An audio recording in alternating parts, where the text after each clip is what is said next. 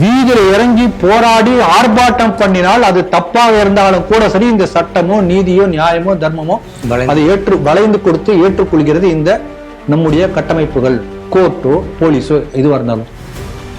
சட்டப்படி அவன் போய் போராட வேண்டியிருக்கு. தைப்பூசத்துக்கு முதல் நாள் பண்ணிருக்கானா எந்த அளவுக்கு ஒரு வன்மம் இருக்கணும் பாருங்க.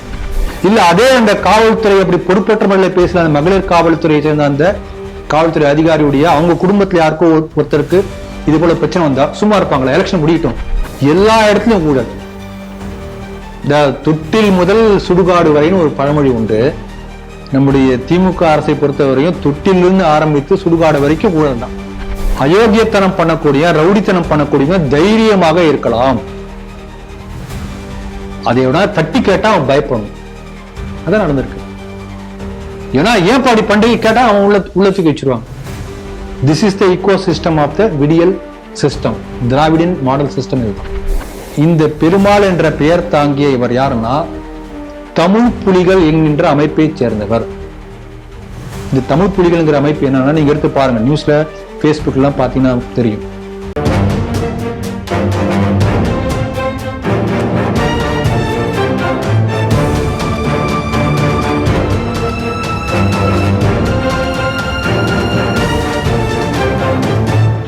தேசபக்த ஸ்ரீ டிவி நேயர்களுக்கு வணக்கம்.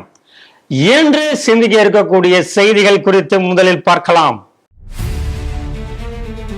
திண்டுக்கல் கோணப்பட்டியில் அரசு அகற்றிய முருகன் சிலை மீண்டும் நிறுவ ஐகோர்ட் உத்தரவு.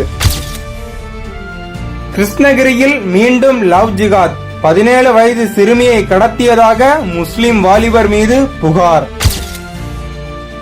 மின்மயானம் அமைப்பதில் அரசுக்கு இழப்பு, சிபிஐ விசாரிக்க உயர்நீதிமன்றம் உத்தரவு. குடிநீர் தொட்டி அடிச்சு உடைத்தவர் குறித்து புகார் சொன்னவர் கைது. ஈரோடு கவுந்தப்பாடி அரசு மருத்துவமனை ஆம்புலன்ஸ் ஓட்டுநர் ஸ்ரீ ராமபிரான் குறித்து அருவருக்கத்தக்க வகையில் ஸ்டேட்டஸ், பிஹெச்பி புகார். ஸ்ரீ டிவியின் உண்மை நின்றிட வேண்டும் என்ற உரத்த சிந்தையோடு நான் உங்கள் பாஸ்கரன். இன்றைய செய்திகள் குறித்து சிந்திக்க நம்மோடு அரங்கத்தில் இணைந்திருப்பவர் மூத்த அரசியல் விமர்சகர், சமூக செயற்பாட்டாளர் திரு ராம வெங்கடாத்திரி அவர்களை ஸ்ரீ டிவி நேயர்கள் சார்பாக இனிதே வரவேற்கிறேன். வணக்கம் சார். வணக்கம் பாஸ்கர். முதல் செய்தி, திண்டுக்கல் கோணம்பட்டி, அது ஒரு மலைப்பகுதி, மலை சார்ந்த பகுதி. அதுல ஜோதி முருகன் அப்படின்னு சொல்லிட்டு ஒரு முருகர் சிலை இருந்திருக்கிறது. ஜனவரி 20ஆம் தேதி வருவாய்த்துறையும் காவல்துறையும் இணைந்து அது அனுமதி பெறாமல் வைக்கப்பட்ட சிலை அப்படின்னு சொல்லிட்டு அந்த சிலையை அகற்றிட்டு போயிடுறாங்க. இப்போது அந்த அரசு அதிகாரிகள் கட்டுப்பாட்டில் தான் அந்த சிலை இருக்கு. அதே பகுதியைச் சேர்ந்த செந்தில்நாதன் அப்படிங்கிறவர் ஒரு வழக்கு தொடுத்திருந்தாரு. அதுக்கு இப்போ நீதிமன்றத்திற்கு நீதிமன்றம் ஒரு உத்தரவு பிறப்பித்திருக்கிறது. அது அந்த கோவிலுக்கு சொந்தமானது தான். அதுல நிறைய அப்சர்வேஷன் சொல்லியிருக்காங்க. அதுல இப்ப மீண்டும் இந்த பக்தர்களிடமே அந்த சிலையை ஒப்படைத்து விட வேண்டும். திருவிழா நடத்துறது போறதெல்லாம் அங்க இருக்கக்கூடிய ஊர் மக்களோடு இணைந்து அதை பாதுகாக்கக்கூடியவர்கள் அது பண்ணிப்பாங்க அப்படின்னு சொல்லிட்டு ஹெச்ஆர்என்சி அரசு அதிகாரிகள் அந்த துறையில் இருக்கக்கூடியவர்களுக்கு ஹெச்ஆர்என்சி ஆக்ட் என்னன்னே தெரியாம இருக்காங்க அப்படிங்கக்கூடிய பதிவையும் நீதிமன்றம் பதிவு பண்ணியிருக்கிறது. செய்தி எப்படி பாக்குறீங்க? அதாவது ஒரு நல்ல செய்தி, ஒரு கெட்ட செய்தின்னு சொல்லுவாங்க இல்லையா? அதே போல மகிழ்ச்சி அடைவதா வேதனைப்படுவதா தெரியல. ஒரு பக்கம் சரியான நித்தியடி தீர்ப்பு கொடுத்திருக்கிறது நீதிமன்றம், அது மகிழ்ச்சி. இன்னொரு பக்கம் வேதனைப்படக்கூடிய பல விஷயங்கள் இருக்கு. அந்த முருகன் கோயிலுக்கு தைப்பூசத்தன்று மிக பெரிய அளவுல விழா எடுக்க என்பதற்காக அந்த அழைப்புதெல்லாம் போட்டு அன்னதானம் செய்வதற்காக ஏற்பாடு செய்து சிறப்பு பூஜைகள் எல்லாம் ஏற்பாடு செஞ்சிருக்காங்க. தைப்பூசத்தன்று முருகன் கோயில எல்லா பக்தர்கள் பால் காவடி எடுப்பார்கள். அப்படி பக்தர்கள்லாம் ரெடியா இருக்கக்கூடிய சமயத்துல தைப்பூசத்துக்கு முதலாக அது நடப்பதற்கு முன்பதாகவே அந்த சாமி சிலை எடுத்துக்கொண்டு போய் இங்க வருவாய்த்துறை அதிகாரிகள் வச்சிருக்காங்க. ஏன்னா அனுமதி வாங்கவில்லை. இப்ப நான் வேற ஒரு சம்பவம் சொல்றேன், முன்பு நடந்த சம்பவம். இன்னும் நிறைய சம்பவம் இருக்கு. ஒரே ஒரு சம்பவம் ஞாபகத்துக்கு வருது நான் சொல்றேன். காஷ்மீர்ல ஹஸ்ரத் பால் என்கின்ற ஒரு மசூதி இருக்கு, இன்னைக்கு இருக்கு. ஹஸ்ரத்னா முகமது நபி, அவருடைய தலைமுடி. அதை ஒரு கண்ணாடி பையில ஒரே ஒரு தலைமுடி இருக்கும். அது முகமது நபியுடைய தலைமுடி என்று நம்பிக்கொண்டு அதற்காகவே அந்த மசூதி செஞ்சு வச்சிருக்காங்க. எல்லா போய் புனியத்தலம் ஏன்னா முகமதுடைய முடி இருக்கு இல்லையா, அதனால திடீர்னு ஒரு நாள் என்னாச்சுன்னா அந்த கண்ணாடி பேயில முடிய காணும். நாடே கொந்தளித்தது. நாடு உலகமே கொந்தளிச்சது, நாடு முழுக்க கொந்தளிச்சது. நாடு முழுக்க எங்கேயுமே வந்து அங்கங்க பஸ் அடிக்கிறான், ஷாப் அடிக்கிறான், பார்க்கக்கூடிய ஹிந்து கடைகள்லாம் லூட் அடிக்கிறதுக்கு பெரிய பெரிய கலாட்டம். அப்புறம் என்னாச்சுன்னா கொஞ்ச நாள் வச்சு அந்த முடி வந்துருச்சு. எப்படி வந்து நீங்க கேட்கக்கூடாது. அப்போ உடனே சில முஸ்லிம் பேரறிஞர்கள்லாம் வந்து கேள்விக்களை எழுப்பினார்கள். இப்ப வந்திருக்கிற முடி முன்பு இருந்த அசரபால் மசூதி தானா, அந்த முடி தானா அப்படி கேள்வி கேட்கறாங்க. அப்போ உடனே நம்ம பிரதமர் நேரு வந்து அவர் தலைமையில ஒரு பெரிய எக்ஸ்பர்ட் கமிட்டி எல்லாம் வச்சு அந்த எக்ஸ்பர்ட் கமிட்டிலாம் வந்து ஆராய்ச்சி பண்ணி ஆமா ஆமா ஆமா இது வந்து ஹஸ்ரத் பாலுடைய ஒரிஜினல் 100% அக்பாக் தங்கம் மாதிரி அந்த முடிதான். அது எப்படி முடிவு பண்ணாங்கன்னு தெரியாது, சான்றளிக்கப்பட்டது. ஆகவே நீங்க என்ன புரிஞ்சுக்கணும்னா, வீதியில இறங்கி போராடி ஆர்ப்பாட்டம் பண்ணினால் அது தப்பாக இருந்தாலும் கூட சரி, இந்த சட்டமோ நீதியோ நியாயமோ தர்மமோ அதை வளைந்து கொடுத்து ஏற்றுக்கொள்கிறது இந்த நம்முடைய கட்டமைப்புகள், கோர்ட்டோ போலீஸோ எதுவா இருந்தாலும். சட்டப்படி அவன் போய் போராட வேண்டியிருக்கு. தைப்பூசத்துக்கு முதல் நாள் பண்ணிருக்கானா எந்த அளவுக்கு ஒரு வன்மம் இருக்கணும் பாருங்க. ஏன் ஒரு நாள் முயற்சி எடுக்கிறது அதே தப்பு தான். அப்ப அந்த இவ்வளவு பர்டிகுலர் இருந்திருக்கான் பாருங்க. ஹிந்துக்களை புண்படுத்த வேண்டும் என்கின்ற ஒரே காரணத்துக்காக செய்யப்பட்டிருக்கிறது, வேற எதுவும் கிடையாது. இதுல அரசு தரப்புல வாதம் சொல்லியிருக்காங்க பாருங்க. எல்லாம் வந்து ஒரு அந்த வாதத்தை பார்த்தாலே இந்த அரசு எந்த அளவுக்கு ஹிந்துக்களுக்கு விரோதமான அரசு என்பதை எல்லாருமே தெளிவா புரிஞ்சுக்க முடியும். முதல்ல என்ன சொல்றாங்கன்னா, புறம்போக்கு நிலங்க. புறம்போக்கு நிலம்னா என்ன திருப்பி கேட்கிறார் கோர்ட்ல. அரசுடைய நிலம், ஆனா வந்து அது பொது உபயோகத்துக்காக பயன்படுத்தலாம் அந்த இடத்த. அதாவது வருவாய் ஈட்டாத நிலங்களை, வருவாய் தராத புறம்போக்கு நிலம், அரசுடைய நிலம், அது வந்து பொதுமக்கள் பயன்பாட்டுக்கு வச்சுக்கலாம். அப்ப அங்க கோயில் இருந்தா என்ன, உங்களுக்கு என்ன கஷ்டம்? ஒரு மலை கரடு, குன்று இருக்கும் இடமெல்லாம் குமரன் இருக்கும் இடம் நம்ம சொல்லுகிறோம். அந்த மலை கரடுல வந்து குன்றுல வந்து குமரன் கோயில் இருந்தா என்ன, உங்களுக்கு என்ன பிரச்சனை? இல்ல அதுக்கு வந்து மலை பாதைக்கு போறதுக்கு கரடுமுரடான பாதைகள் இருக்கு, சரியான பாதை இல்லை அப்படின்னா என்ன இருந்து போகுது. அந்த மனுதாரர் தான் வந்து அந்த சிலையை திருப்பி வைக்கணும்னு நினைக்கிறாரே தவிர கிராம மக்களுக்கு அதுல ஆர்வம் இல்லை. ஆர்வம் இருந்தா கரடுமுரடான பாதையை செட் பண்ணிட்டு தார் ரோடு போட்டிருப்பாங்க பாருங்க. அது திருப்பி எவர் கேட்டிருக்கார் அந்த நீதிபதி. நீங்க பிரசித்தி பெற்ற பழனி கோயிலுக்கே சமீபத்துல வந்து நல்ல ரோடு போட்டீங்க, அதுக்கு மேல கரடுமுரடான பாதை தான் மக்கள் நடந்து போயிட்டு இருந்தாங்க. ஒரு பாதை வந்து மலை கரடாக இருக்கும்போது பாதை எப்படிதான் இருக்கும்? அதுக்காக வந்து மக்கள் நம்பலாம் எப்படி சொல்ல முடியும்? நீங்க எப்படி எந்த அடிப்படையில இவங்க எதுக்கு சான்று கொடுக்கணும் கேக்குறேன். இல்ல அங்க ஏற்கனவே வந்து வேல் வைத்து வழிபடக்கூடிய வழிபாடு இருந்தது. ரெக்கார்ட்ல வேல்னா இருக்கு, சிலையை பூசா வச்சுட்டாங்க. வேல் வைத்து வழிபடுவதற்கு இங்க எந்த ஆட்சேபனையும் இல்லை. சிலையை பூசா வச்சுட்டாங்க. சிலை பூசா வைக்கிறது உங்ககிட்ட போய் ஐயா ஏற்கனவே வேல் பல ஆண்டுகளா இருக்கு, நாங்க சிலை வச்சுக்கலாமா அப்படின்னு உங்ககிட்ட ரெக்வஸ்ட் பண்ணி கேட்டு ஓகே அப்படின்னு கொடுக்கணும். ஏன் வேல் வந்து யாருடைய வழிபாடு தான்? வேல் இருந்தால் வேலும் முருகன் எல்லா சின்ன குழந்தை கூட சொல்லுமே. வேலை வச்சு இத்தனை வருஷம் வழிபாடு பண்ணாங்க. முருகர் சிலை வச்சா என்ன இப்ப உனக்கு என்ன பிரச்சனை? நான் என்ன கேக்குறேன்னா, அந்த வேலை இல்லைன்னே வச்சுக்கலாம். புதியதாக ஒரு முருகர் சிலையை வைத்து வழிபாட்டால் கூட நீங்க வந்து அனுமதி கொடுத்துதான் ஆகணும். இப்ப நான் ஒரு கேள்வி கேட்கிறேன். ஒரு புறம்போக்கு நிலம், கிரவுண்ட் இருக்கு, சும்மா வெட்டியா இருக்கு, பசங்க கிரிக்கெட் விளையாடுறாங்க, அரெஸ்ட் பண்ணுவீங்களா? புறம்போக்கு நிலம் கவர்மெண்ட் லேண்ட் வச்சுக்கோங்களேன், சும்மா வெட்டியா இருக்கு, தன்னுடைய மன மகிழ்ச்சிக்காக அந்த கிராமத்தில் உள்ள சிறுவர்கள் விளையாடுகிறார்கள், பொது மைதானமாக மாத்தி கொடு. ஒரு பொது இடம், அதை பார்க்க 4-5 செடி வச்சு தண்ணி ஊத்தி ஒரு சேரை போட்டு பார்க்கா மாத்துங்க, அது தப்பா? ஒரு பொது இடத்தை தன்னுடைய மன மகிழ்ச்சிக்காக பொதுமக்கள் பயன்படுத்துகிறார்கள். பொது இடம், யார் ஆட்சேபனை தெரிவிக்கல. என்னுடைய மனசு நிம்மதி வேணுப்பா, அப்பா முருகான போய் கும்பிடுறதுக்காக ஒரு கோயில் கட்டணும்னு நினைக்கிறேன், கட்டணும், என்ன தப்பு? பொது இடம் தானே. ஆகவே அங்க வேல் வழிபாடு இருந்திருக்கிறது என்பது ரெக்கார்டு இருக்கு. வேல் இல்லாமல் புதிதாக சிலை வைத்தாலும் கூட ஆட்சேபனை செய்யக்கூடாது என்பது என் தரப்பு வாதம், என்னுடைய கருத்து. இப்ப பாருங்க, அவங்க இன்னொரு அருமையான பாயிண்ட் சொல்லியிருக்காங்க, அதுக்கு நெத்தியடி பதில் கொடுத்திருக்காரு. அந்த மலையில வந்து பட்டா அந்த பட்டா வந்து அந்த மாதிரி பட்டா ஒண்ணும் இல்லையே, பட்டா கொடுங்கட்டார்.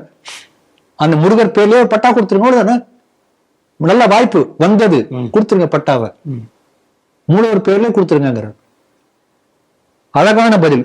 அதனால கடைசியா எல்லாத்தையும் ஒவ்வொன்றா சொல்லிட்டு வந்துட்டு, இவர்கள் முறைப்படி வந்து இந்து சமய அறநிலையத்தில் இந்த ஆலயம் வந்து இணைக்கப்பட்டதாக பதிவு செய்யப்படவில்லை. அப்ப ஊர்ல ஏகப்பட்ட கோயில் இருக்கு. கருப்பணசாமி கோயில், முனுசாமி கோயில், மாரியாத்தா கோயில், எத்தனை ஆயிரக்கணக்கான கோயில் இருக்கு. அந்த கோயில் வந்து இந்து சமய அறநிலையத்துறை கீழே வராட்டி அது கோயிலே இல்லையா? இன்னும் அபத்தமான வாதம் இது. ஆகவே அந்த கலெக்டர் உடனடியாக அந்த உத்தரவை ரத்து செய்து அந்த சிலையை மீண்டும் கொண்டு போய் வைப்பதற்கான ஏற்பாடு செய்யணும் என்று சொல்லி நீதிமன்றம் உத்தரவு போட்டிருக்கிறது. நான் எதுக்கு தெரிய சொல்றேன்னா, எந்த அளவுக்கு வந்து போராடி செய்ய வேண்டியிருக்கிறது ஒன்று. இரண்டாவது, இந்த அரசுடைய நிலை என்ன, அரசு தரப்பு வாதம் சொன்னேன் நான். இந்த நாம் தொடர்ந்து சொல்லிக் கொண்டிருக்கிறோம், திமுக என்பது ஹிந்து விரோத அரசு என்பதை தொடர்ந்து சொல்லிக் கொண்டிருக்கிறோம். அரசு தரப்பு வாதம் எத்தனை நடந்திருக்கிறது. ஆகவே இந்த அரசின் நிலைப்பாடு எந்த அளவுக்கு இந்துக்களுக்கு விரோதமாக இருக்கின்றது. மூன்றாவது, ஒரு சரியான நபர் சரியான இடத்தில் அமர்ந்திருந்தால் சரியான தீர்ப்பு வரும். அதான் நடந்திருக்கிறது. இது ஒரு பக்கம். இப்ப பாருங்க, நான் கேள்வி கேட்கிறேன். இப்ப வந்து ஒரு பொது இடத்துல வந்து முருகன் கோயில் வருவதற்கு இவ்வளவு பேச்சு பேசுறாங்க இந்த அரசு தரப்பு. பஞ்சமி நேரத்துல பத்திரிகை அலுவலகம் இருக்கலாமா? அப்ப அதுக்கு ஒன்றும் சொல்ல மாட்டாங்களா? என்னுடைய லாஜிக் கேட்கிறேன். அதனால இந்த தீர்ப்பை ஆதாரம் கேட்டிருக்காங்க, இன்னும் ஆதாரம் சப்மிட் பண்ணலன்னு நினைக்கிறேன். ஆமா, ஆதாரம் கொடுக்கட்டும். அதான் என்னுடைய இதுனா, அங்க முருகன் கோயிலே இல்லை, இப்பதான் ஃபர்ஸ்ட் டைம் இன்னைக்குதான் பண்றாங்கன்னா ஏன் பண்ணக்கூடாதுன்னு கேட்கிறேன். இப்ப இந்த இடத்துல வந்து ஒரு பொது இடம்னு வச்சுக்கோங்களேன், அந்த பகுதி மக்கள்லாம் சேர்ந்து முடிவு பண்ணி நேற்று வரைக்கும் இன்னைக்கு நினைக்கிறாங்க இங்க ஒரு கோயில் வரலாமே என்று நினைத்தா தப்பா? என்னுடைய ஆர்குமெண்ட் அதுதான். ஏன் நினைக்க கூடாதுங்கிற, இப்ப நேற்றுக்கு தான் நீங்க நினைக்கணுமா, இன்னைக்கு செய்யணுமா? இது அபத்தம் அது. அதனால நிச்சயமாக இந்துக்களுக்கு மத வழிபடக்கூடிய சுதந்திரம் உண்டு. எல்லா குண்டுகளும் குமரனுக்கு சொந்தம். தமிழகத்தை பொறுத்தவரை இவங்கெல்லாம் என்ன பேசுறாங்க, தமிழ் தமிழ் தமிழ் பேசிட்டு இருக்காங்க. தமிழ் வாழ்க, தமிழை நாங்க தூக்கி பிடிக்கிறோம். தமிழ் கடவுளை என்ன பண்றீங்க? இப்ப பாருங்க, இதே போல கன்னியாகுமரி மாவட்டத்துல மயிலாடும் பாறை, அங்க இதே போல முருகன் சிலையை கொண்டு வைக்கணும் சொல்லி கோர்ட் தீர்ப்பு வந்தாச்சு. இன்றைய தேதி கிட்டத்தட்ட 6 மாசத்துக்கு முன்னாடி, இன்றைய தேதி வரை வந்து அங்க முருகன் சிலையை வைக்கப்படல. இதே திண்டுக்கல் மாவட்டத்துல அங்க பெருமாள் கோயில்ல வந்து இதே போல மலை உச்சியில தீபம் ஏற்ற வேண்டும், கார்த்திகை தீபத்தன்று திருப்பங்குன்ற தீர்ப்பு அந்த சமயத்தில் அதே சமயத்தில் நடந்தது. நீதியரசர் ஜி.ஆர். சாமிநாதன் உத்தரவு போட்டு இதுவரைக்கும் அவர் செயல்படுத்தல, கண்டெம்ட் அவர் பேர்ல இருக்கிறது. அதனால இந்த கலெக்டர் மீது சட்ட ரீதியான நடவடிக்கை எடுக்கப்பட வேண்டும். இந்துக்கள் ஒன்று சேர்ந்தால் மட்டும்தான் இந்துக்களுக்கு நீதி கிடைக்கும், நியாயம் கிடைக்கும். அதனால இந்துக்கள் இதையும் புரிந்து கொள்ள வேண்டும். கிருஷ்ணகிரியில விவசாயி மகள் வந்து ஒரு 17 வயசு நிரம்பிய பெண், ஒரு 27 வயதுடைய அப்துல்லா அப்படிங்கிறவர் கூட அவர் அந்த பெண்ணை கடத்திட்டு போயிட்டதா அந்த விவசாயி போய் கம்ப்ளைண்ட் கொடுக்க போறாரு. ஏப்ரல் 20ஆம் தேதி அங்க இருக்கக்கூடிய காவல் நிலையத்தில், இந்த காவல் நிலையம் இல்லை, அது வேற சரகத்துல வருதுன்னு சொல்லிட்டு கிருஷ்ணகிரியில இருக்கக்கூடிய மகளிர் காவல் நிலையத்துக்கு அனுப்புறாங்க. அங்க இருக்கக்கூடிய எஸ்ஐ என்ன சொல்றாங்கன்னா, நான் தேர்தல் வேலையை பார்ப்பேனா இல்லை உன் வீட்டு பொண்ணை தேடிட்டு இருப்பேனா, எதா இருந்தாலும் இந்த எலெக்ஷன் ரிசல்ட் வரட்டும் அப்புறம் பார்த்துப்போம் அப்படின்னு சொல்லிட்டு அவரை சத்தம் போட்டு அனுப்பிச்சிருக்காங்க. இது லவ் ஜிகாத்தா தான் இருக்கும் அப்படின்னு அவர் சந்தேகப்பட்டிருக்காரு அந்த பெண்ணின் தந்தை. இந்த செய்தி எப்படி பாக்குறீங்க? அநேகமாக அப்படி இருக்க வாய்ப்பு இருக்கிறது. ஏன்னா முதல்ல போலீஸ் ஸ்டேஷன்ல போய் கம்ப்ளைண்ட் கொடுக்குறாங்க. நீங்க ஜஸ்ட் அந்த ஒரு 3வது நபரா இருந்து பாருங்க, கம்ப்ளைண்ட் கொடுக்க போறாங்க, அந்த ஸ்டேஷனுக்கு போ, அது இயற்கை. அவங்களுக்கு ஒரு எல்லை கொடுத்துருக்கு, எல்லை கூப்பிட்டு அதுக்கு பண்ண மாட்டாங்க. அங்க போனோடனே மகளிர் சிறப்பு காவல் நிலையம், பொண்ணு வீட்டுக்கு இருக்கான்னு செக் பண்ணீங்களா? அடுத்த கேள்வி, சொந்தக்காரங்க வீட்டுல எல்லாம் இருக்காங்களா, சொந்தக்கார வீட்டுல இருக்காங்களா, அங்க இருக்காங்களா, தேடி பார்த்து பாத்தீங்களா? போய் தேடி பார்த்துப்பாங்க. அதுவே உங்களுக்கு ஒரு பொறுப்பற்ற தன்மையோட அடுத்த கட்டம். சரி, இவங்க சொன்ன உடனே பெண்ணை பெற்ற தாய் தந்தைக்கு எப்படி ஒரு பதட்டம் இருக்கும். சரி, உடனே போய் எல்லாம் பார்த்துட்டாங்க, இன்னும் எல்லாம் பார்த்துட்டு வாங்க, ஒரு தடவை வீட்டுக்கு வந்திருக்காங்க போய் பாருங்க. சரி, திருப்பி வீட்டுக்கு போயிட்டு எல்லாம் வந்து பார்த்துட்டு மறுநாள் திருப்பி போறாங்க. ஐயா அங்க பொண்ணு எங்கேயும் காணும், மாமா வீட்டுல இல்ல, அத்தை வீட்டுல இல்ல, அங்க இல்ல, இங்க இல்ல, எங்கேயும் இல்ல, தேடி பார்த்தோம், போன் பார்த்தோம், ஒன்னும் கிடைக்கல. அப்படியா? நாங்கன்னா உங்க பொண்ணை பாக்குறது எங்களுக்கு வேலையா? உங்களுக்கு வேற வேலை இல்லையா? எலெக்ஷன் பிஸியா இருக்கும், போயிட்டு அப்புறம் வாங்க. நான் கேட்கிறேன், இப்ப இந்த போலீஸ் ஸ்டேஷன் வாசல்ல வந்து ஒரு கொலை நடக்குதுன்னு வச்சுக்கலாம், பேசாம இருந்துருவாங்களா? எலெக்ஷன் முடியட்டும், எலெக்ஷன் வேலை இருக்கு, அப்புறம் வருவாங்களா? இல்ல அதே அந்த காவல்துறை அப்படி பொறுப்பற்ற முறையில் பேசல, அந்த மகளிர் காவல்துறையை சேர்ந்த அந்த காவல்துறை அதிகாரியுடைய அவங்க குடும்பத்துல யாருக்கோ ஒருத்தருக்கு இது போல பிரச்சனை வந்தா சும்மா இருப்பாங்களா? எலெக்ஷன் முடியட்டும் பார்க்கலாம், விட்டுருவாங்களா? ஏன் மெத்தனமாக இருக்கிறார்கள்? அப்புறம் எலெக்ஷன் திருப்பி போனோம்னா இன்னும் எங்களுக்கு எலெக்ஷன் கவுண்டிங்லாம் இருக்கு, வேலை இருக்கு, அப்புறம் வாங்க. இப்ப டிஎஸ்பி கிட்ட போய் அடுத்த புகார் கொடுத்திருக்கிறார். பத்திரிகையில் செய்தி வந்த காரணத்தினால் இப்போ வந்து நமக்கு பேசுறோம். சப்போஸ் பத்திரிகையுடைய வெளிச்சத்துக்கு வராமல் இந்த செய்தி இருந்திருந்தால் பாவம் அந்த ஏழை விவசாயி என்ன பண்ணிருப்பார்? இதுதான் சூழ்நிலை. அவர் என்ன சொல்லியிருக்காருன்னா, இதே போல இப்ப இது நடந்த வந்து தேன்கனி கோட்டை என்கின்ற இடம், அதற்கு முன்பு கிருஷ்ணகிரியில் இதே போல நடந்தது. அதே அந்த புகார்ல சொல்லியிருக்காரு. போன வருஷம் 2025 நவம்பர்ல நடந்தது. இதே மூலம் 17 வயசு நிரம்பிய பொண்ணு 21 வயசு பையன் அப்துல் கைஃப்ங்கிற பையன் கூட்டிட்டு போயிட்டான். அந்த குடும்பத்தை முழுக்கமே போக்சோ சட்டத்தின் கீழ் கைது செய்யப்பட்டிருக்கிறார்கள்ங்கிறதையும் அவர் சொல்லியிருக்காரு. அந்த கேஸுடைய தற்போது நிலையை அப்புறம் நான் சொல்றேன், பின்னாடி வரேன். அதுல வந்து பேப்பர்ல தான் வந்திருக்கிறது. இப்போ உள்ள நிலை என்னங்கிறது அப்பயும் நான் சொல்றேன். கேரளா ஸ்டோரி படம் வந்த உடனே எல்லாம் பெருசா குதின்னு குதிச்சாங்க. அப்புறம் நம்ம என்ன நினைச்சோம், சரி இதெல்லாம் உண்மை என்று எல்லாம் சொன்னோம். சரி, கேரளா ஸ்டோரியில லவ் ஜிகாத் என்பது கேரளாவில் நடந்து கொண்டிருக்கிறது. இப்ப இவர் என்ன சொல்றாரு, கிருஷ்ணகிரி லவ் ஜிகாத் நடந்து கொண்டிருக்கிறது, அந்த போக்சோ நீங்க சொன்ன கேஸ். இப்ப தென்கனி கோட்டையில லவ் ஜிகாத் நடந்து கொண்டிருக்கிறது. நாடு முழுக்க பல இடங்கள்ல பார்க்கிறோம். இந்துக்கள் விழிப்போடு இல்லாவிட்டால் நாளைக்கு நம்ம தெருவில் இதே லவ் ஜிகாத் நடக்கும். அதான் ஒரு விழிப்புணர்வாக நம்ம செய்தி நம்ம எடுத்துக்கணும். இந்த லவ் ஜிகாத் இது வந்து ஒரு ஆர்கனைஸ்டு கிரைம். இப்போ ஒரு பெண்ணுக்கோ ஒரு பையனுக்கோ காதல் வருகின்ற நம்ம ஒன்னும் தடை சொல்ல போறதில்ல. 18 வயசு ஆச்சு, கல்யாணம் பண்ணிக்கிட்டோம். ஆனால் காதலித்த பிறகு திருமணம் என்று வரும்போது அந்த பெண்ணோ ஆணோ ஹிந்துவாக யார் இருந்தாலும் அவர்கள் வந்து முஸ்லீமாக மதம் மாறிய பிறகுதான் திருமணம் நடக்கும் என்று நம்ம சொன்னா கட்டாயப்படுத்தினார்கள் சொன்னால் அங்கதான் லவ் ஜிகாதாக தெரிகிறது. இங்க பாருங்க, டிசிஎஸ்ல நாசிக்ல அதை நீங்க பாத்தீங்க இல்லையா? இப்ப அது போலீஸ் விசாரணை வந்து கொண்டிருக்கிறது. பல திடுக்கிடும் சம்பவங்கள் நம்ம கேட்கவே அதிர்ச்சியா இருக்கு.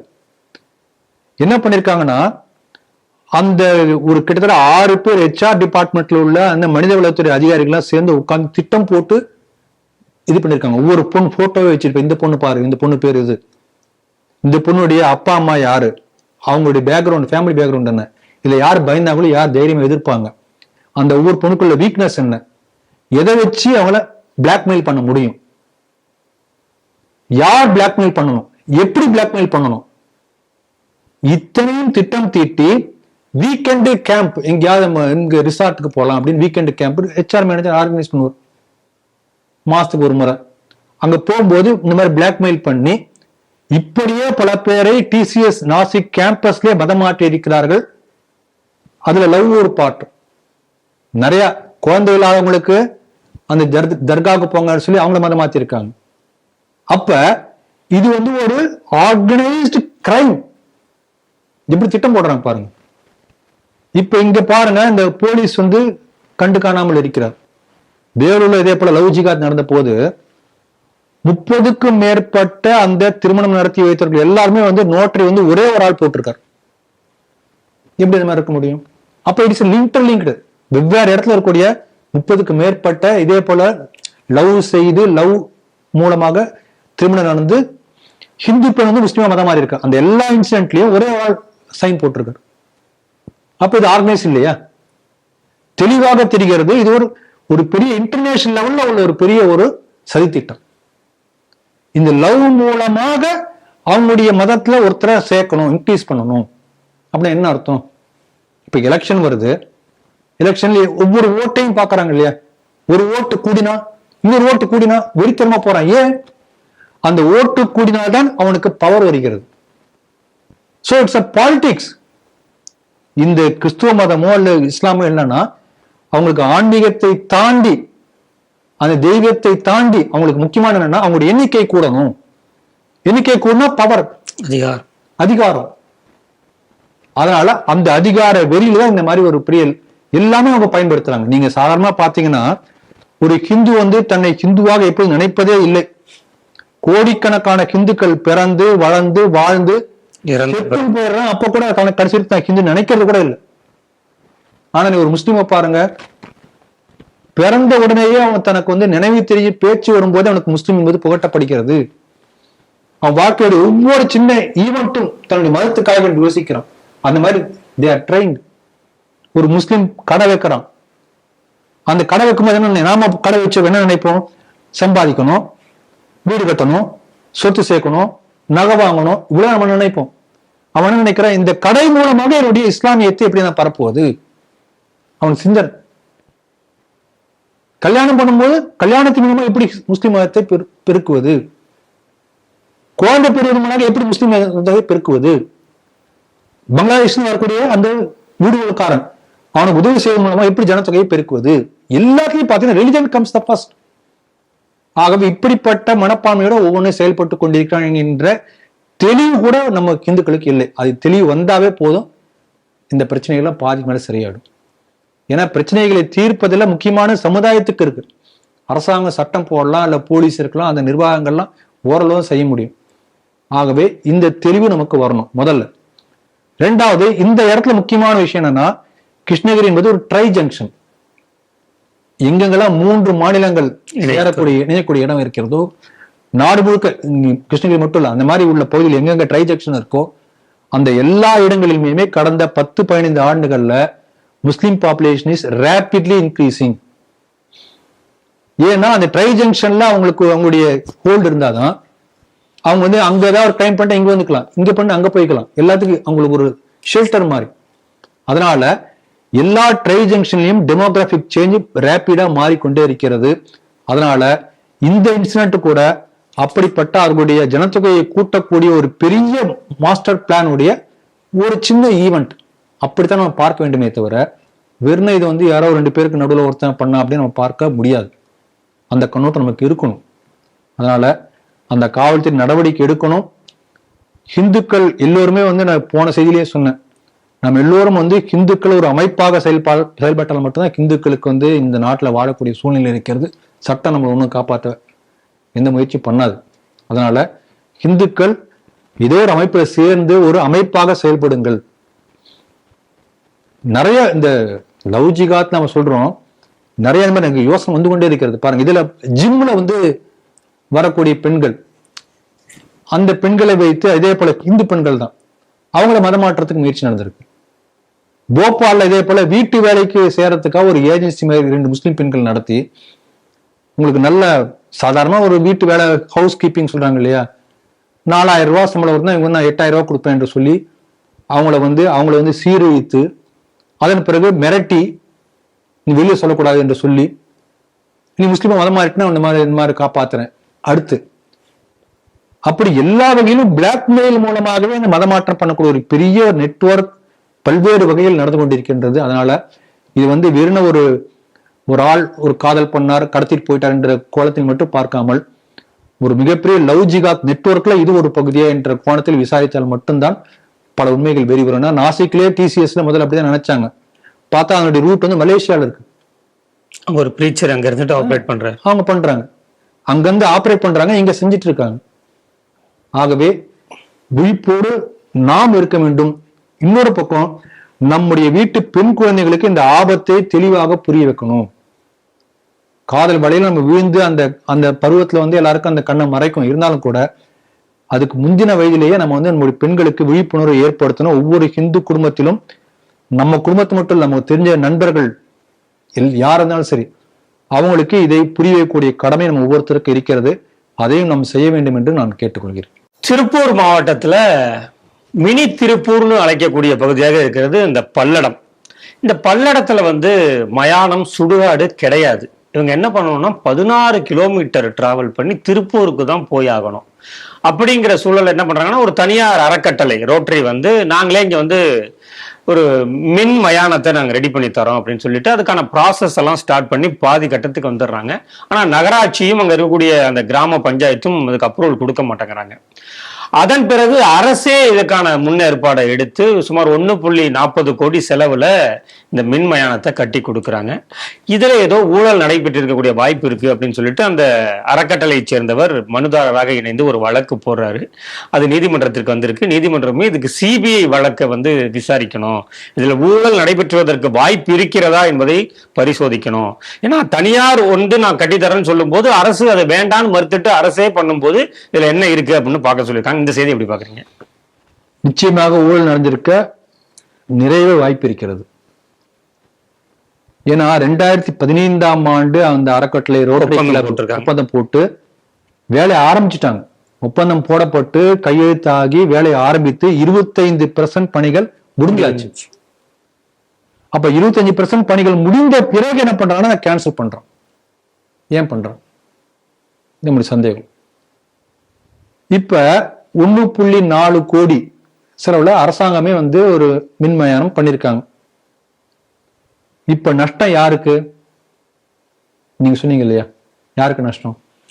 அரசுக்கு சும்மா கிடைக்கக்கூடியது. அரசு 1.40 கோடி செலவுல பண்ணி 1,40,00,000 அரசுக்கு செலவு, இல்லாட்டி அவங்களே பண்ணி கொடுத்திருப்பாங்க.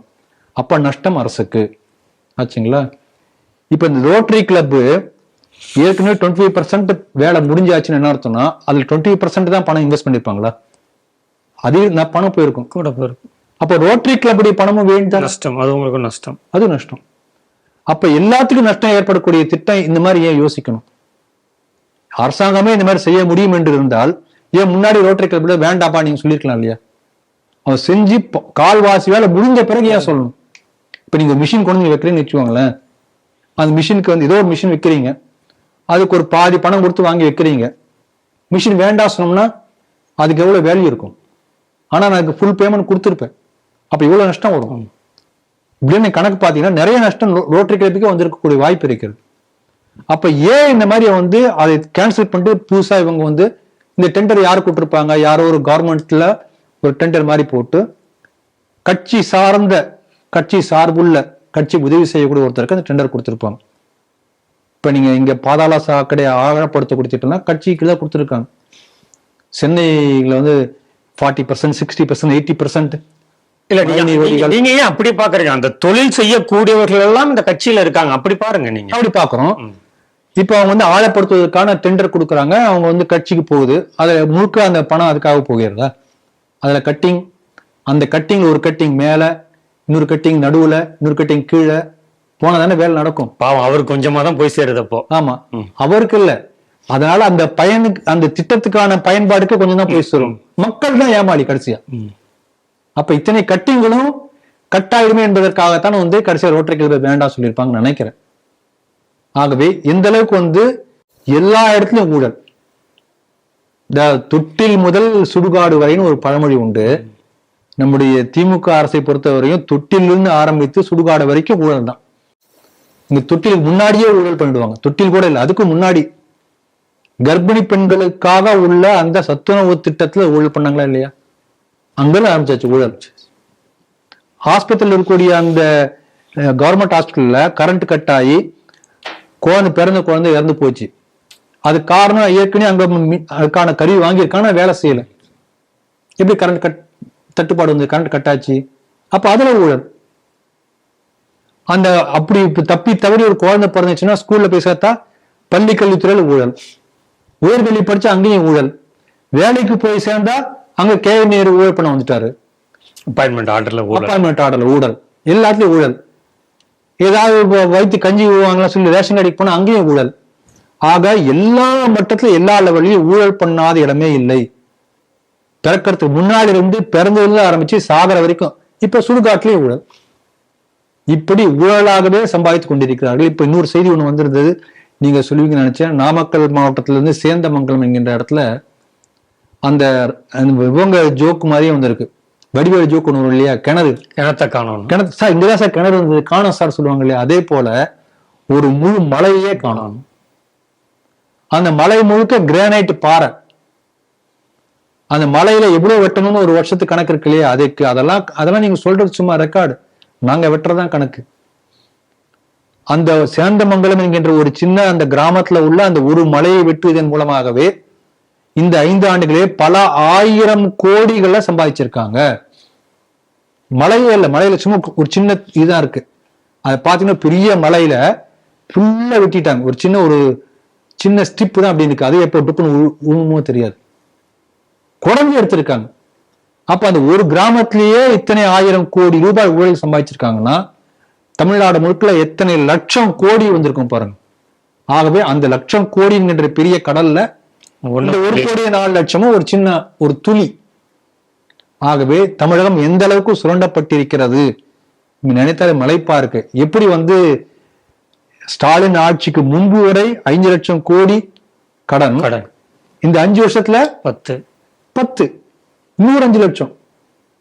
அந்த கடன் வாங்கி எங்க போச்சு? அந்த காசு பெரிய வளர்ச்சி அடைஞ்சதா? இந்த 60 ஆண்டுகள்ல தமிழகம் என்ன பண்ணது? அதை இந்த 5 ஆண்டுகள் அதே அளவுக்கு கடன் வாங்கியிருக்குன்னா அந்த கடன் வாங்கி என்ன பண்ணாங்க? இன்வெஸ்ட் பண்ணாங்களா? தொழிற்சாலை வந்ததா? என்ன நடந்தது? இது நம்முடைய கேள்வி. அப்ப இந்த திமுக உள்ள மற்ற அமைச்சர்களோ, மந்திரிமார்களோ, கவுன்சிலர்களோ, மற்ற எல்லாருடைய சொத்து அது எந்த அளவுக்கு உயர்ந்தது? அதை நம்ம போய் கண்டுபிடிக்க முடியாது. ஏன்னா ஸ்டாலினே இப்ப 10,000 ரூபாய் கூட கையில இல்லாம இப்படிதான் இதுக்கு போனாரோ தெரியல. கொடைக்கானல் எப்படி போனாருன்னு தெரியல. யாராவது ஸ்பான்சர் பண்ணிருப்பாங்க. பாவம், காசை எல்லாம் கஷ்டப்படுறாரு. அப்படிப்பட்ட ஒரு எளிமையான நேர்மையான குடும்பங்கள் தான் ஆட்சி பண்ணிட்டு இருக்கு. அப்ப அந்த காசுல எங்க போகுது நமக்கே தெரியல. ஆகவே இன்னொரு முறை திமுக வந்தா தமிழ்நாடுங்கிறத ஒண்ணு இருக்கவே இருக்காது. அந்த அளவுக்கு சுரண்டு விடுவாங்க.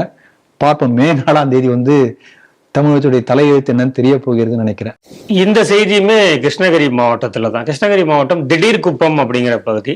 4 நாளைக்கு முன்னாடி நம்ம ஸ்ரீ டிவில கூட ஒரு ஷார்ட்ஸ் போட்டிருந்தோம். எனக்கு ஓட்டு போடல தானே அப்படின்னு சொல்லிட்டு ஊராட்சி மன்ற தலைவருடைய மகன் வாட்டர் டேங்கை அடிச்சு உடைக்கிறாரு, இந்த பகுதி மக்களுக்கு தண்ணியே கிடைக்க கூடாதுன்னு. அதை ஒரு கம்ப்ளைண்டா கொடுத்திருக்காரு சிபிஎம் கட்சியை சேர்ந்த இளவரசன் அப்படிங்கிறவர். அவர் வழக்குரைஞரும் கூட. அவரை அதிகாலை போய் அவர் வீட்டுல அவரை கைது செய்திருக்காங்க. இப்படி பண்ணிட்டாங்களேன்னு இவர் கேஸ் கொடுத்திருக்காரு. அவர் மீது கேஸ் போட்டு அவரை உள்ள பிடிச்சு போட்டிருக்காங்க. செய்தி எப்படி பாக்குறீங்க? தமிழ்நாட்டில் எப்படிப்பட்ட ஈகோ சிஸ்டம், அதாவது இயங்கு சூழ்நிலைன்னு சொல்லலாமா தமிழ்ல, அது இருக்கின்றது என்பதை புரிந்து கொள்ள முடிகிறது. அப்ப என்ன அர்த்தம்னா, அயோக்கியத்தனம் பண்ணக்கூடிய, ரவுடித்தனம் பண்ணக்கூடிய தைரியமாக இருக்கலாம். அதை விட தட்டி கேட்டா அவன் பயப்படணும். அதான் நடந்திருக்கு. ஏன்னா ஏன் பாடி பண்டிகை கேட்டா அவன் உள்ளத்துக்கு வச்சிருவாங்க. This is the ecosystem of the Vidiyal system. Dravidian model system இதுதான். நம்ம தொடர்ந்து பார்க்கிறோம். அது இது ஒரு செய்தி. இன்னும் இப்ப ரிசல்ட் வரப்போகுது. இப்ப இன்டரிம் கவர்மெண்ட் அப்பயே அப்படின்னா அப்ப இத்தனை நாள் என்ன இருக்கு பாத்துக்கோங்க. இன்னொன்னு என்ன சொல்லுவாங்கன்னா, ஒரு பழமொழி தமிழ்ல சொல்லுவாங்க, தலைவன் எவ்வழி குடி அவ்வழி, தொண்டன் அவ்வழி. அது அரசன் எவ்வழி குடிகள் அவ்வழிங்கிறது தமிழ் பழமொழி. இப்போ நம்ம அரசனை இல்லையே, தகுந்தாற் போல தலைவன் எவ்வழி தொண்டன் அவ்வழி, அப்படிதான் இருப்பாங்க. ஒரு சின்ன உதாரணம் பாருங்க. ஒரு பொறுப்புள்ள தலைவர்கள், நான் பாஜக அப்படி பேசல, இப்ப அண்ணாமலை போன்ற பொறுப்புள்ள தலைவர்கள் இருக்கக்கூடிய கட்சியாக அந்த பாஜக தொண்டர்கள் பொறுப்போட பேசுறாங்க இல்லைங்களா? திமுக தலைவர்கள் எல்லாமே தொண்டர்கள் ரவுடி, எல்லாமே ரவுடிகள் தான். யார் அதை பத்தி கவலைப்பட மாட்டாங்க. ஒரு எதை வேணா பேசலாம். அப்படி இருக்கக்கூடிய தற்குறிகளா இருக்கக்கூடிய ஒரு பெரிய கூட்டம், இன்னைக்கு ஜோம்பி கூட்டம் ஒண்ணு வந்துட்டு இருக்கு. அப்ப தலைவர் எப்படி இருக்கிற அப்படிதான் அவங்களே இருப்பாங்க. ஆகவே இந்த கட்சியே ஒரு என்ன சொல்றது, அவங்க பேர்ல தான் கடமை கண்ணியம் கட்டுப்பாடு என்பது அந்த மோட்டோல தான் இருக்குமே தவிர அதுக்கு நேர ஆப்போசிட் தான் செயல்பட்டு கொண்டிருப்பார்கள். கடமையெல்லாம் பண்ண மாட்டாங்க, கண்ணியமும் இருக்காது, கண்ணியமற்ற பேச்சு தான் பேசுவாங்க, கட்டுப்பாடே இருக்காது, ரவுடித்தனம் தான் பண்ணுவாங்க. அதுக்கு நேர் எதிர்ப்பதமா செயல்படுவார்கள். ஆனா அதை தான் வச்சிருப்பாங்க. அதுதான் திமுகவுடைய மைண்ட் செட். இன்னொன்னு, தனக்கு ஓட்டு போட்டால் மட்டும்தான் நீ உயிர் வாழ முடியும், நீ இருக்க முடியும், இல்ல நீ சர்வைவே ஆகக்கூடாது. இது என்ன மனப்பான்மை இது? அப்ப திமுக கட்சி என்பது இவங்களுக்கு ஓட்டு போறதுக்கு மட்டுமே ஜனங்க இருக்காங்களா?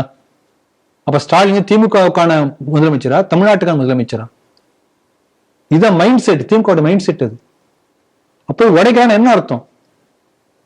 இதுல பாருங்க, இங்க டிஒய்எஃப்ஐ சேர்ந்த ஒருத்தர் புகார் கொடுத்திருக்கிறார். பொதுவா என்ன பண்ணுவாங்கன்னா, இந்த மாதிரி கம்யூனிஸ்ட் தோழர்கள் என்ன பண்ணுவாங்க, லோக்கல்ல ஏதாவது பிரச்சனை வந்தா, ஒரு பைப் உடஞ்சு போச்சு, ரோடு சரியா இல்லை, கரண்ட் வரல, லோ பிளக்சுவேஷன், இதெல்லாம் அவங்க வந்து நிற்பாங்க. அவங்களுடைய ஃபண்டமெண்டலா உள்ள ஒர்க்கிங் பிரின்சிபலே அதுதான். ஒருத்தர் வந்து நிற்பாங்க, உடனே நம்ம நினைப்போம், ஆகா ஏழை தோழன் இல்லைங்களா?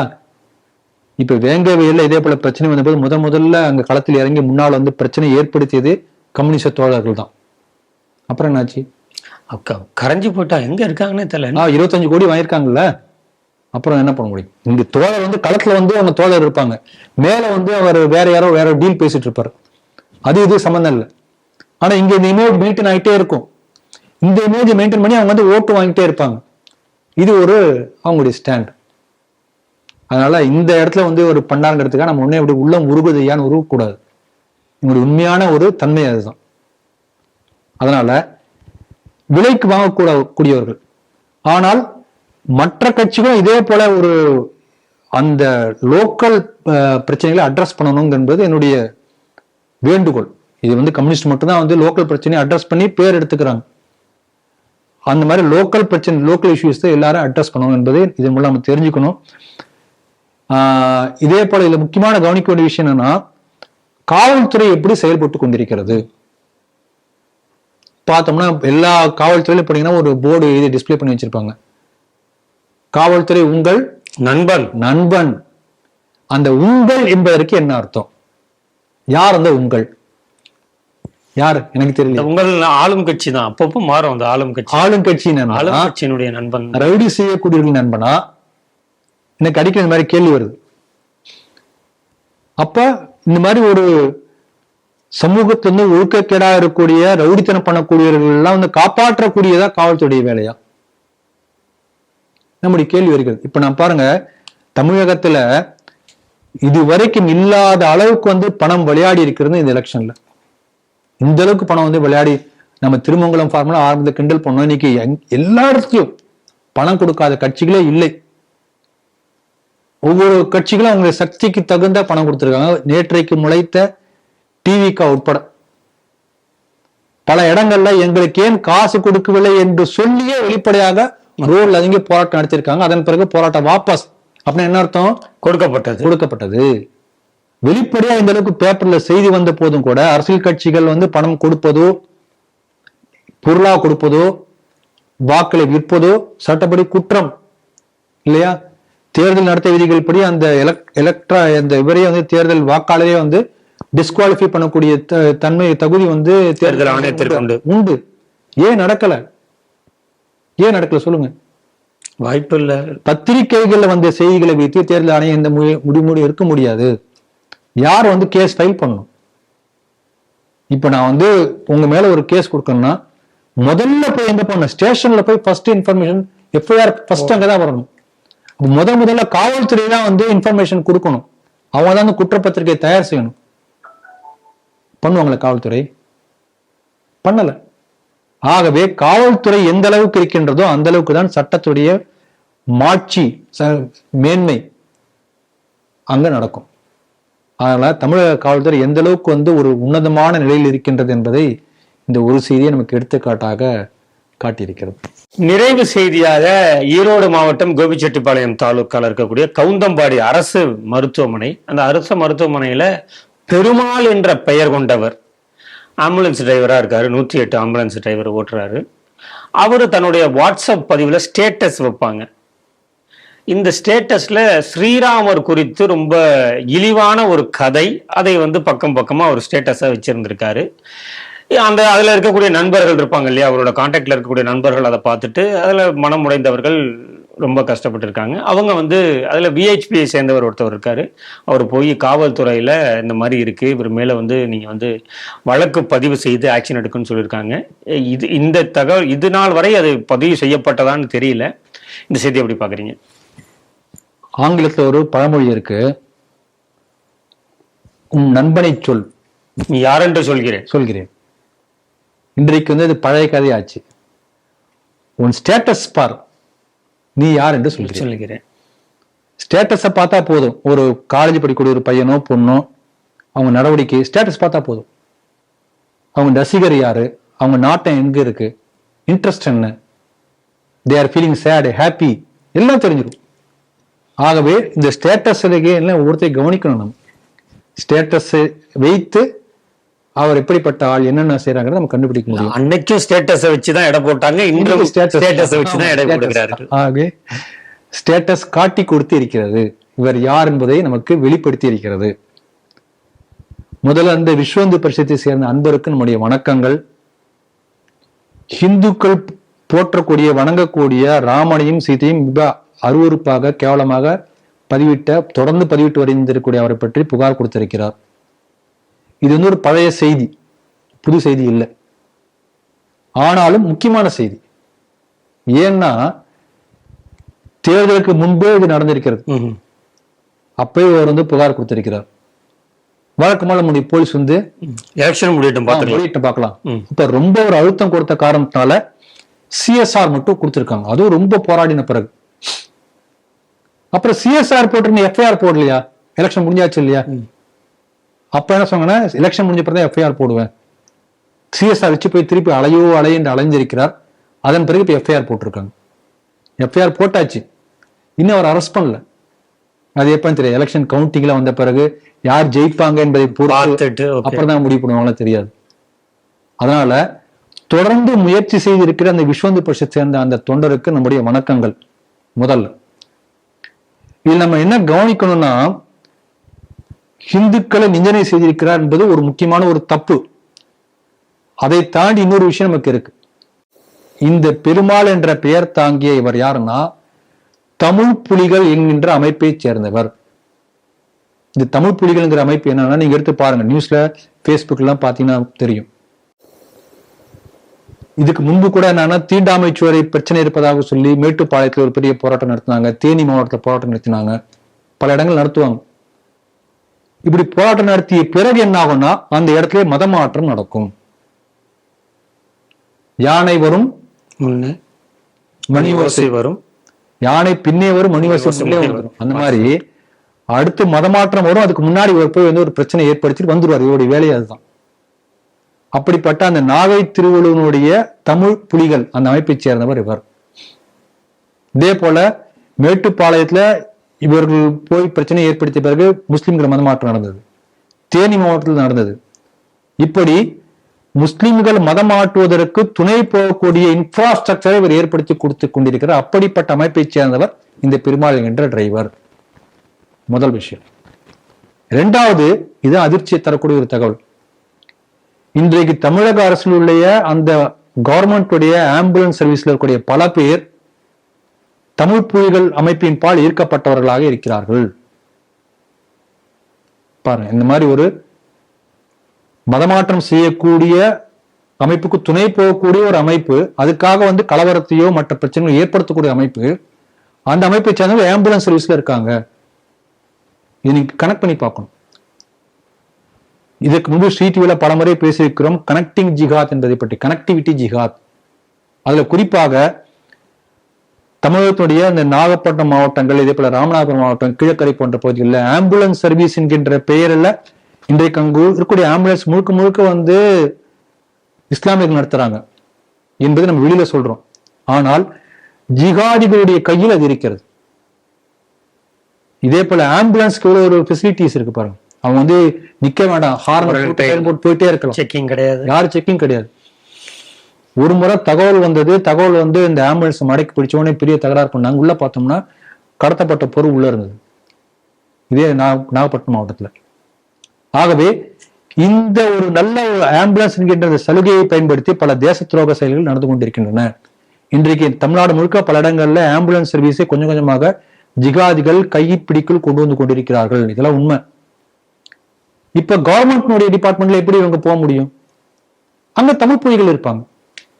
அப்ப இந்த மாதிரி ஒரு சூழ்நிலை வந்தாச்சுன்னா, நாளைக்கு ஏதோ ஒரு பிரச்சனை ஆச்சுன்னு வச்சுக்கோங்களேன், ISIS வந்து ஸ்தம்பிக்க வைக்க முடியுமே, எல்லா அமைப்புகளும் தன் கைக்குள் கொண்டு வந்து. அதனால நீங்க என்ன கவனிக்கணும்னா, ஒரு பெரிய ஒரு ஆபத்து தமிழகத்தில் இருக்கிறது அப்ப நம்ம பார்க்கணும். இன்னொரு பக்கம் பாருங்க, ஹிந்துக்களை விரோதம் செய்யக்கூடியவர்கள் எல்லாருமே ஹிந்து விரோதிகளாக மட்டும் இல்ல, இந்த நாட்டுக்கு ஆபத்து விளைவிக்கக்கூடிய அந்நிய சக்திகளுடைய கைக்கூலிகளாகவும் இருக்கிறார்கள் என்கின்ற சந்தேகத்தோடு நீங்கள் அவளை ஆராய்ச்சி பண்ணாதான் இப்படிப்பட்ட தெரிவு நமக்கு கிடைக்கும். அதனால VHP ஒரு பெரிய முயற்சி செய்து இவரை அம்பலப்படுத்தி இருக்கிறது. அவர்களுக்கு பாராட்டுதல் தெரிவிக்கிறோம். தமிழக அரசு உரிய முயற்சி எடுத்து இப்படிப்பட்ட பிரிவினைவாத சக்திகளை இந்த அரசு பொறுப்பில் இருக்கக்கூடிய நிலையிலிருந்து மாற்றக்கூடிய நடவடிக்கை எடுக்கணும் என்று அடுத்து வரக்கூடிய ஆட்சி மாற்றம் வந்தால் நல்லது. அப்படிப்பட்ட மாற்றம் வந்தால் இதெல்லாம் மாறலாம் என்ற நம்பிக்கையோடு இந்த செய்தியை நிறைவு செய்கிறேன். இன்றைய 5 செய்திகள் குறித்து சிந்தித்து தனது கருத்துக்களை நம்மோடு பகிர்ந்து கொண்ட மூத்த அரசியல் விமர்சக சமூக செயற்பாட்டாளர் திரு ராம வெங்கடாத்திரி அவர்களுக்கு ஸ்ரீ டிவி நேயர்கள் சார்பாக நன்றிகளை தெரிவித்துள்ளோம். நன்றி சார். ஜெய் ஹிந்த், ஜெய் ஸ்ரீராம், வந்தே மாதரம்.